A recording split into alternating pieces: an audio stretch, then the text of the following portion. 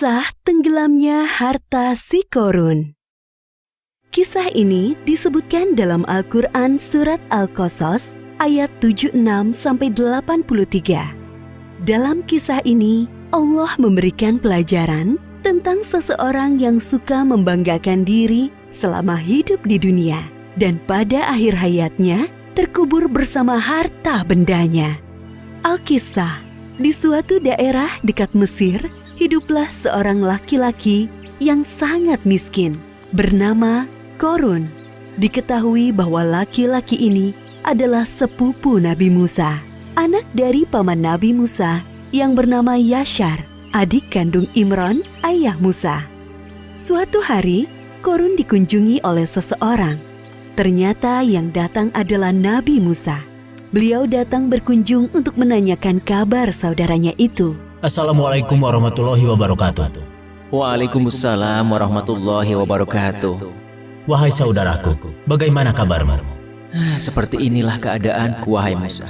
Aku sangat miskin, sampai-sampai tidak memiliki apapun untuk dimakan. Maukah kau berdoa kepada Allah Subhanahu wa Ta'ala agar memberikanku sedikit harta, supaya aku bisa bertahan hidup? Mendengar hal tersebut, Nabi Musa sangat iba dan berdoa kepada Allah agar saudaranya Qorun diberi kecukupan harta. Dan permintaan itu dikabulkan oleh Allah. Hari demi hari, kekayaan Qorun semakin berlimpah karena ia menguasai ilmu jual beli perhiasan. Namun sayangnya, semenjak menjadi orang kaya, Qorun berubah menjadi orang yang sombong dan ria atau suka pamer.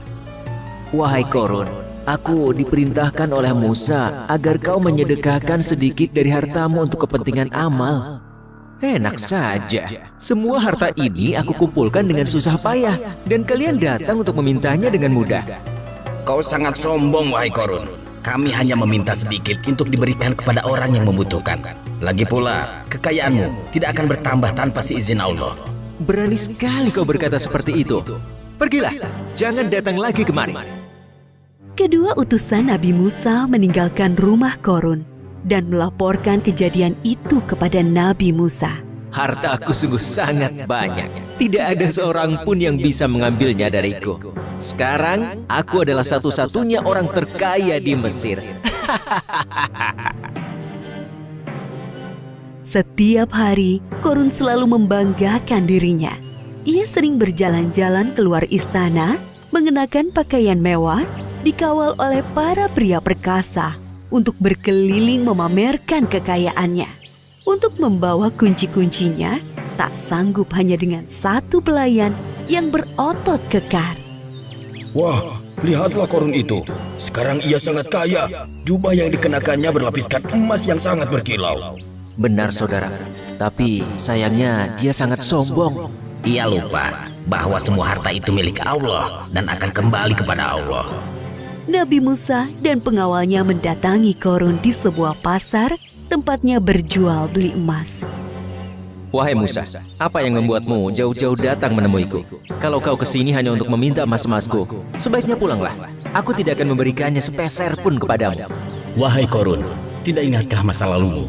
Dulu kau begitu miskin, sampai Allah memberikanmu semua kekayaan ini. Ingatlah, wahai Qorun. Itu masa lalu, wahai Musa.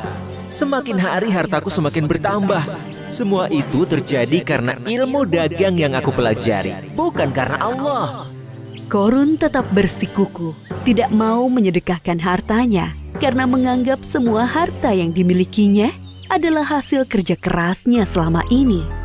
Aku akan mengatakan kepada semua orang bahwa Musa akan mengambil seluruh harta yang aku miliki. Aku hanya mengingatkanmu, karena dalam setiap harta yang kita miliki, terdapat 2,5% hak orang miskin di dalamnya. Aku mengingatkanmu, jangan bersikap sombong dan membantu orang lain yang membutuhkan. Sekiranya kau tidak berkenan, Allah akan mengambilnya dengan sangat mudah, seperti saat Allah memberikannya. Pergilah, wahai Musa, kau hanya menggangguku. Sepeninggal Nabi Musa, kesombongan Qorun semakin bertambah. Bahkan ia merampas harta orang lain untuk menambah kekayaannya. Sampai suatu ketika datang azab dari Allah. tiba-tiba langit menjadi gelap, bumi bergemuruh, dan barang-barang di rumah Korun bergetar. Apa yang terjadi, wahai pelayan? Terjadi gempa bumi, tuanku. Apa? Bagaimana ini bisa terjadi? Bagaimana dengan hartaku? Pelayan, selamatkan hartaku. Oh, emas-emasku, berlian pujaanku, perhiasan mewahku yang sangat berharga. Semuanya harus aku amankan sebelum... Sebelum sempat menyelesaikan ucapannya, lantai rumah Korun terbelah menjadi 2 bagian. Begitulah akhir kisah Korun yang sombong. Gempa bumi melenyapkannya ke dalam tanah bersama harta bendanya. Seperti yang disebutkan dalam surat Al-Qasas ayat 81. Maka kami benamkan dia, Korun, bersama rumahnya ke dalam bumi. Maka tidak ada baginya satu golongan pun yang akan menolongnya selain Allah. Dan dia tidak termasuk orang-orang yang dapat membela diri. Pelajaran yang dapat kita ambil dari kisah Korun ini, diantaranya, jangan menjadi orang yang suka membanggakan diri. Karena Allah tidak suka orang-orang yang membanggakan diri. Dunia dan seisinya adalah milik Allah dan dapat dengan mudah diambil olehnya. Berbuat baik kepada orang lain selama di dunia, seperti bersedekah, karena amalan baik kita di dunia bisa menjadi penolong kelak di akhirat. Wallahu a'lam bishawab.